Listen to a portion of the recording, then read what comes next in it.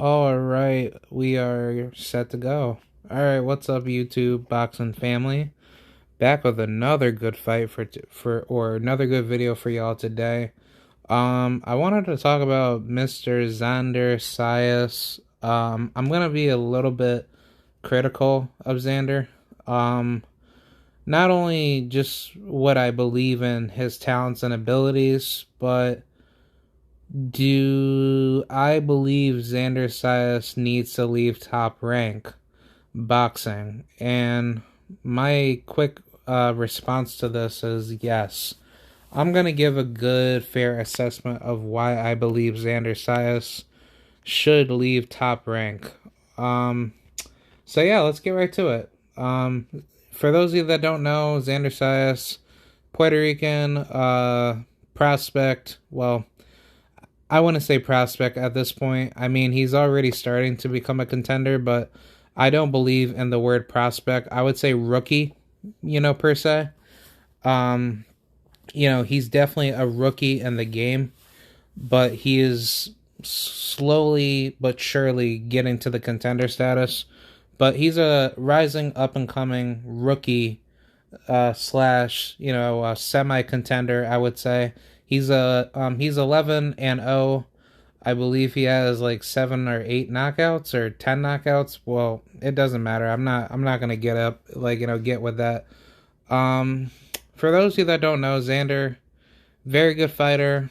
He's a strong orthodox fighter. He is very good with his power. More of a boxer puncher, I would say. Has amazing how should I say? Has amazing punch resistance. His chin is pretty decent, I would say. Xander is more of I would say, a brawler, counter puncher type fighter. He is very good with his jab, very elusive with his timing, but his footwork could do a little bit better, and his slickness and his defensive reads can be a lot better, where he doesn't go in and lunge in with punches. He should take his time, and then once he gets his timing down, he doesn't gas out a lot, and then he gets he gets more effective punches where he's able to dominate the rounds more and gain more scoring on his opponents more. So either way, Xander Zayas is a good all-around fighter. I would not say he's a puncher. He's definitely a boxer puncher, because the kid, he could fight. He's extremely talented. 19 years old, absolutely a killer. He is definitely like the next Puerto Rican star that is going to be popping out of Puerto Rican legacy boxing. I truly believe Xander Zayas is, the goods to dominate boxing, but here's my problem. And for those of you that may think I'm hating on Xander Zayas, it's really not. I'm just being honest with the situation. I truly believe Xander Zayas is, one of the best up and coming, rookie fighters that I would say he knows what he has to do in order to win. But the problem with him is just his level of competition, because I don't believe Top Rank is a really good, how should I say? Top Rank is a good stable in building fighters, to make those fighters into world champions. Not to say that you have to be with the right promotional business to be a to be a top level fighter. Don't get it twisted. It's just that the fact that when we talk about boxing, we have to be honest with the situation at hand of who's going to be at the top and who's going to be at the bottom. And like many would say, there's levels to this game, and there's killers in this game, and there's losers in this game, or there's basically weaklings in this game. And I can tell when a fighter is ready for the high level just by simply seeing what those fighters are doing in and out the ring. And if they're going to take that extra mile or that extra step to be one, like, one step higher than their contemporaries around them.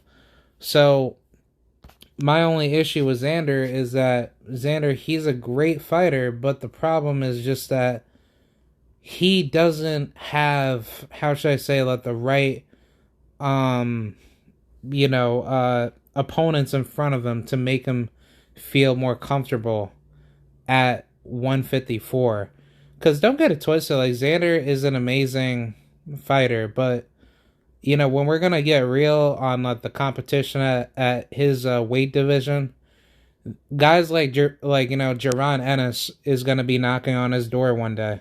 That's definitely gonna be a fight that he's gonna see one day.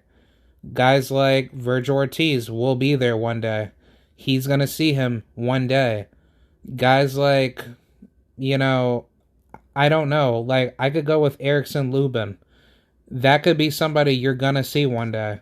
Like, 154 is not a joke, and I'm gonna be real with how I feel about Top Rank, and take it how you leave it, but I don't see Top Rank being such a great, how should I say, being such a great stable for giving fighters a title shot when they feel like that they're ready.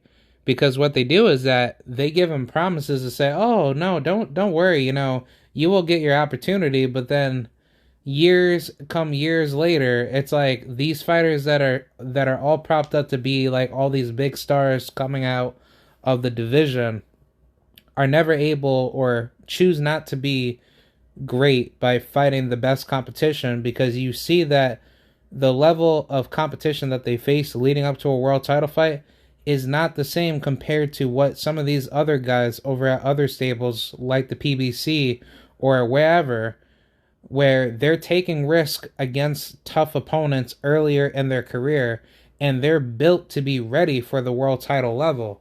And I'm just gonna go to Xander's box rec, and I'm gonna see if he's ready for 154, because what we could see is that Dan Karpinski, not a bad fighter, but he was a bum in my honest opinion. But let's see who he fought. He fought Jamie Walker twice. He fought one guy that was 7-20. Rick Moraes 2-6. Like, yo, who the fuck are these guys? He's fighting guys with losing records. But why would you go after a guy like him, where, if anything, it probably would have been better if Xander had fought Antonio Tarver Jr., or I could probably go a little bit deeper, and I could probably say he could have fought a guy like Jesus Almonte. I actually think he's a decent fighter, not the best fighter on earth, but there's plenty of smoke that Xander could have fought. I don't know why he would take a guy in Dan Karpinski, probably just to show or send a message to Joey Spencer and all the other guys at 154 to, make a point for the division, and possibly be more of a higher standout as far as taking on, let the more, mature level veteran type fighters, which I would never consider Dan Karpinski to be a veteran. And for those of you that want to tell me, oh, well, Dan Karpinski, he was a good, credible opponent for Xander because he's never been stopped and blah, blah, blah. But when you look at this man's style, like, his style was just tailor-made for Xander, where he was going to get stopped anyway. And even if he had fought Joey Spencer, don't you think Joey Spencer would have done the same exact thing to Dan Karpinski? I'm pretty sure he would, because Dan Karpinski is not this type of fighter where he's known to be a puncher. He's known to be a survivor. He's a journeyman, but he is no, like, I'm coming at you type of, brutality type fighter. Dan Karpinski is not a credible opponent to give you those rounds and make you feel like you've accomplished something, in your division.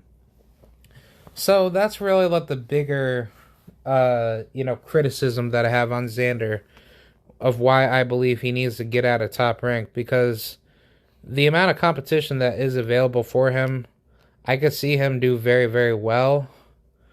But the problem is that I want to see him better. I want to see Xander fight, some of these guys with undefeated records. And I could definitely see that there's a lot of competition here that he can go up against. And I'm just surfing through here, but Xander, he's currently ranked 75 out of the top 100 rankings or on BoxRec.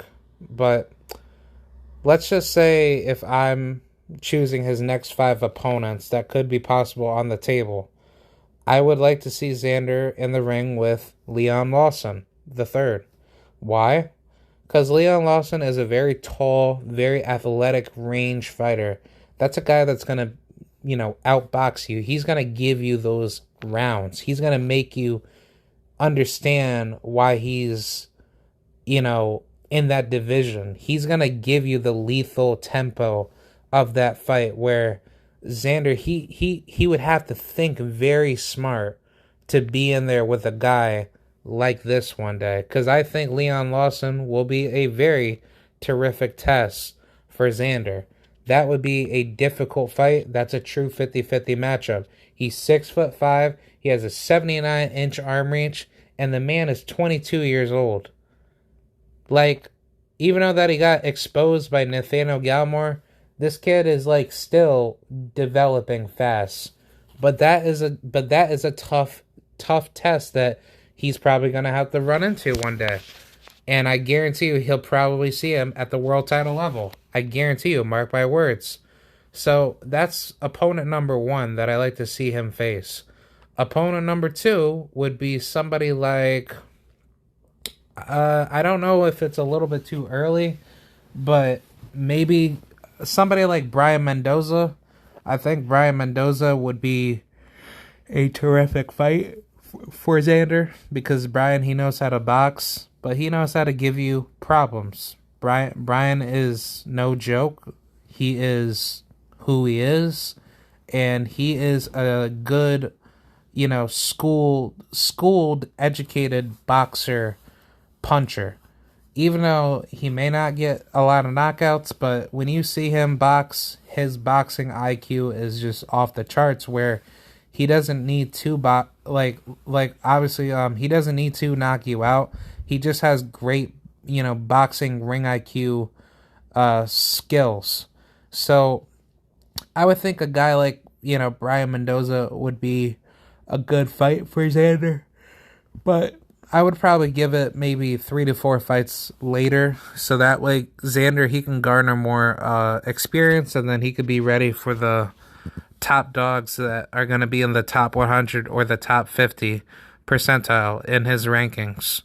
So that's opponent number 2 that I would recommend for Xander to fight, or I would like to see him fight. Opponent number 3 would be maybe this guy, Madadir Ashkayev.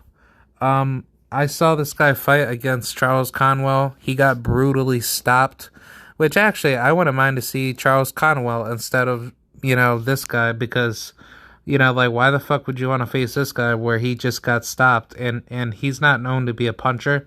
I personally think Charles Conwell should be Xander's next opponent, because Charles, he's 5'9" and he got a 70-inch arm reach, but this man does not play around. He gets it done, and he knows how to beat the crap out of somebody and annihilate somebody. But I also wouldn't mind this fight. Juan Carlos Rubio. This isn't a bad fight for Xander either, because even though that he got stopped by Charles Conwell, at least this kid, he's actually willing to get inside the ring with anybody. But then again, you can see his record isn't really that good. He's fighting guys that are coming off of their debut or coming off of losses with losing records against other opponents, or coming off of basically he's fighting guys with negative, negative under 500 winning, winning records. So that's not probably something that Xander should go for. But I would definitely say go after a guy like Charles Conwell, because Charles Conwell, he's going to bring it to you. He's going to apply pressure to you. And he's not going to play any games with you. He's going to come in there and stop you. Or if he can't stop you, he's going to outbox, the crap out of he's going to outbox the crap out of you, and he's going to make it into a dogfight. So I think that would be a good third opponent for Xander. The fourth opponent I would like to see him in there with would be somebody like, I don't know if it's worth seeing the fight, but maybe Cordell Booker. I might be pushing it, but Cordell Booker might be a good test. Or, you know what? Fuck that. Even though that I don't want to see this guy face him, but if he could beat the crap out of Greg Vendetti before facing Cordell Booker, I think that would be a much better fight. But I wouldn't mind seeing Suleiman Sissoko over him, because at least that fight would be a lot more fresh, and that would be a good contender level fight to start at if Xander's willing to go that far. But I think if he's just looking to fight guys that are around his skill level, I think he should probably fight guys within the top 100 that are on the bottom section.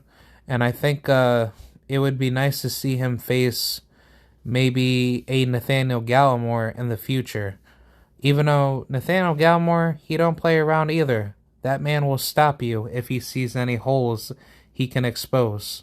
And he's only been stopped once, and that was by the hands of Sebastian Fundora. But God almighty, this man, he could beat the living crap out of you, and he could still come out victorious. And even though that he may get banged up a little bit, he has amazing just dog. He like, honestly, I just call him the Jamaican warlord, because that's really what he is. He's built as a warlord demon. And I don't know if that's just part of his mindset when he comes into a fight, but this man does not take losses by a wide margin. This man comes in to possibly outbox you, but if he can't outbox you, he's going to knock you out. And it's shown by most of his fights where he's knocked out most of his opponents. He definitely has a high knockout rate. So I think him and Xander, if that were to be a fight in the future, which I doubt it, because, Nate, he doesn't have that much time left in his career. But, let's just say Nate fights till he's about 38 or 40 years old, which I really would hope not. I would hope Nate, he's only going to try to go for one more push for a world title. But if him and Xander could see each other in the future, I think that would be worth a watch. So, I don't know. I think that's something to keep in mind, because, Xander, if he's looking to get opponents in just to stay busy, the type of opponents I'm thinking he's going to be put up against are just guys that are not well seasoned fighters. It's going to be guys that are somewhat good, and it's just semi to weaker tier competition. And I would hope that Top Rank is not doing that to him. I would hope he is demanding guys that are really good, they're undefeated fighters, and they have good skills. They're not gonna come in to just lay down. They're coming in to give him a challenge. So I don't know who he would be facing in that near future, where his next fight is on December 11th. But if it's any of these guys that you see listed in the top 100, where Xander, he is currently 75, but if we really want to be real here, who would you think Xander would fight? I personally think If anything, it's probably going to be against another Mexican. But if not, I would really hope in the future he faces a guy like Jamonte Clark, because they're not that far apart as far as like their skill level goes. I just think like as far as just competition, that's really it. But I mean, if anything, Xander, he's ready for the top tier competition. Well, I wouldn't say world title level, but he's ready to like, you know, to build to basically step up his competition one by one. If you just give him those, good, well-rounded, tough fights, I guarantee you, Xander, he's gonna start turning into a monster, and that's where we'll see the El Duro, like many people call him, in him. So I don't know. I personally think Xander Zayas should definitely consider those 5 opponents that I would, recommend for him. But whatever he chooses to do to slowly but surely build his skill level up to be ready for the world title level, which I truly believe he'll be ready for a belt. But at what cost is he going to take in challenges to make sure he's ready for the world title level?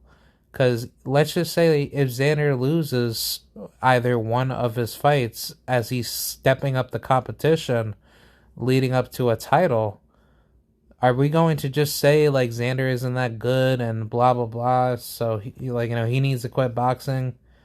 For me, no, but for those that are racist casuals, probably yes, because they're gonna do anything but everything to try to say that Xander isn't that good of a fighter. He can't do this. He can't do that. He should have, gave up boxing a long time ago. Everybody's gonna try to treat Xander like he's like this Wonder Boy child, as if he's going to be like the next big thing. And then I guarantee you, if he ever loses any of his fights, which is very possible, because Xander, there are some holes in his game where I truly believe some killers at 154 are like waiting to get their name called up to fight Xander Zayas, and they can knock his ass off. I'm just keeping it real. I truly believe Xander is yet to face some killers, in his career, out of his whole career of his total of 11 opponents. He's yet to face somebody that has given him problems.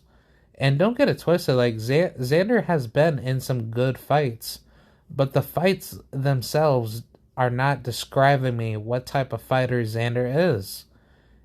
Can he actually box? Yes, he can box. But is he just trying to just go in and try to knock somebody out? To me, yes. It makes me think Xander is just there to try to knock somebody out. I don't think Xander is going in there to box all the time. Hence why I call him a boxer puncher.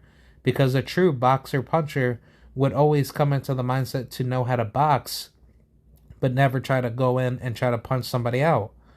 So my final thoughts on this is that Xander Zayas, his level of competition needs to gradually increase over time. Because granted, I understand like what Kano and other channels were trying to tell me to say, let Xander build and, eventually he'll get better.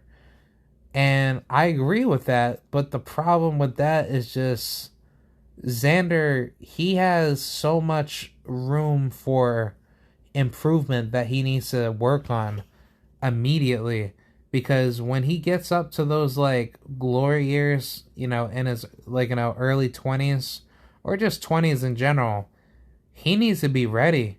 He got to be ready when it's time for him to step up, when he has like 20 plus fights under his belt, which I kind of feel like that's not worth doing that. I kind of see, like the level of competition needing to be stepped up when it's at like 10 plus fights. But I guess every fighter is different. So on average, you should step up to the contender status at 20 plus fights, which I definitely agree. But, I guess that the question is just asked that, like, at what point do you start, do you start increasing the rounds? And I would say you should start doing like 10 rounders by like your 15th or 16th fight, which I would say like 15th fight would make a lot more sense, because at least that way you're able to feel comfortable. You're not feeling like crap. You're not just feeling so, how should I say? So, unsure of how the fight's gonna go, or how you do, like, yeah, of how, like, you don't see how the fight would simulate properly. So I don't know, honestly. I'd say everyone's different when they step up to the higher level rounds, but when your body's ready and when you feel mentally and physically ready to go for those more difficult rounds, I think with the more rounds that you get, the better you naturally grow from those rounds, and you turn into a much more devastating fighter. So I think Xander, he has a lot to work on, but until then, he should just stay on the grind. He'll be he'll be back in the ring by December 11th, and that opponent is yet to be known, but let's just hope that it's a good opponent. It's somebody that's going to give him work, and whatever he does next leading into the following next year, that's going to be very interesting to see where Xander's mindset will be at, because I want to see Xander do great things, but I think where he's at right now, he definitely needs to leave Top Rank sooner than later, which I totally forgot to bring up that whole idea, out of this video. But I'll just make it, short and quick, that I truly believe when Xander is wanting to get these big fights to get ready for the world title level, he needs to definitely reconsider, being with Top Rank, because I don't see Top Rank fulfilling any fighter's, goal to become a world champion and then try to unify the division to be ready for the top tier competition. So what Xander needs to do is that he needs to get up out of there. I definitely say when he has garnered his own life from boxing to make enough money in the sport, he should definitely run his own promotional business, and he should probably, become a free agent, so that way he could take multiple offers and deals from those other companies that are willing to pay big money for him. But if anything, I'd probably say the PBC should be the right move for him to go. Don't get it twisted, Al Heyman, he's a bit of a dickhead with how he treats certain fighters. So I'd say definitely look over what the stipulations are and see where things can go.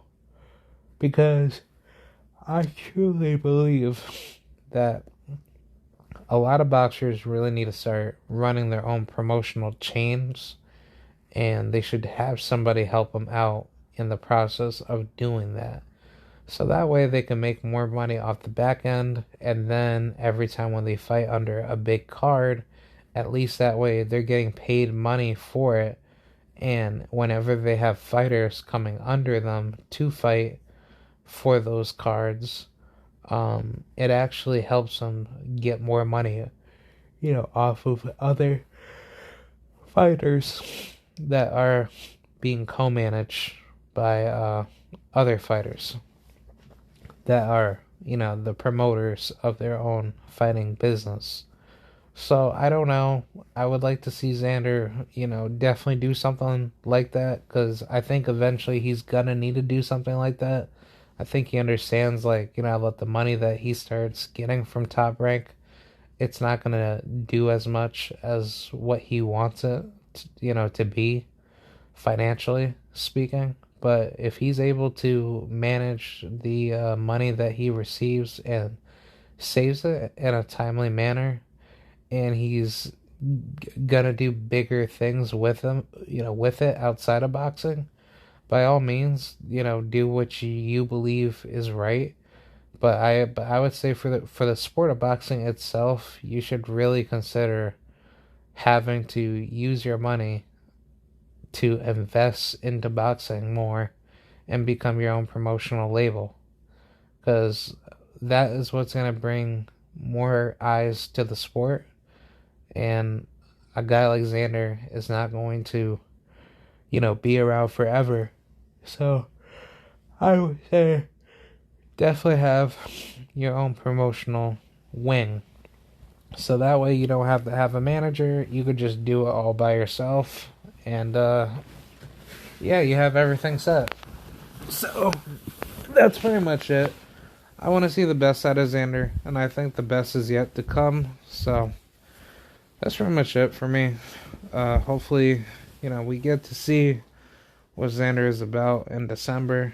And yeah, just can't wait for Canelo versus Plant this weekend. So yeah, see you guys later. I hope you guys enjoyed the video. Alright, thank you. See you guys later. Bye.